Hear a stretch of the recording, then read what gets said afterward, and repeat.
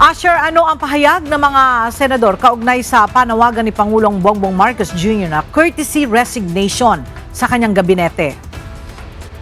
Ella, 5 senador pa lang ang nagbibigay ng pahayag kaugnay ng courtesy resignation call ni President Ferdinand Marcos Jr. Unang naglabas ng pahayag si Senador Aquilino Coco Pimentel III na nagsabing great move ito ng Pangulo. Magbibigay daan-anya ito sa muling paghahanay ng team ng Pangulo habang maisasalba ang mga hindi apektado ng intriga.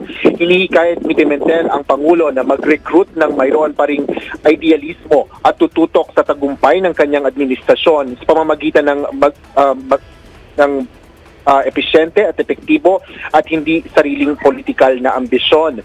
Pinakamaigian niya na mag-recruit ng mga walang ambisyon na mahalal sa 2028 elections dahil ang mga non-political personalities anya ay magiging objective at scientific sa kanilang trabaho. Para naman kay Senate President Pro Tempore Jinggoy Estrada, wala itong nakikita kahit anong mali kung tingin ni Pangulong Bongbong Marcos na magkaroon ng revamp sa kanyang mga opisyal. Ito ay lalo pa kung para sa paghahangad ng pagbubuo ng grupo ng mga liderato na makapaglalaan ng epektibo, accountable at responsive governance.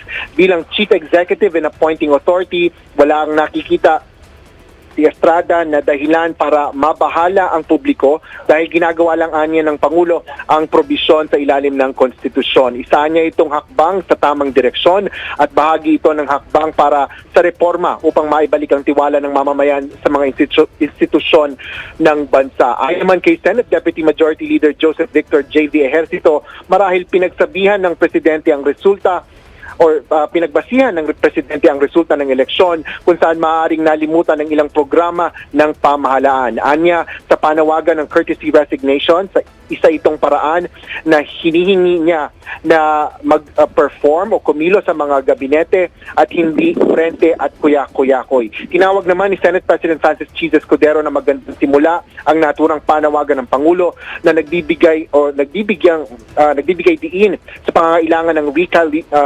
recalibration at paghahanay ng mga inisyatibo ng gobyerno. Ito ay dahil kung mabigo ang pamahalaan, ay publiko ang magdudusa, kaya pinupuri nito si Pangulong Marcos sa maagap na aksyon nito. Para kay Escudero, dapat lumayo ang Presidente sa mga reckless na kaalyado.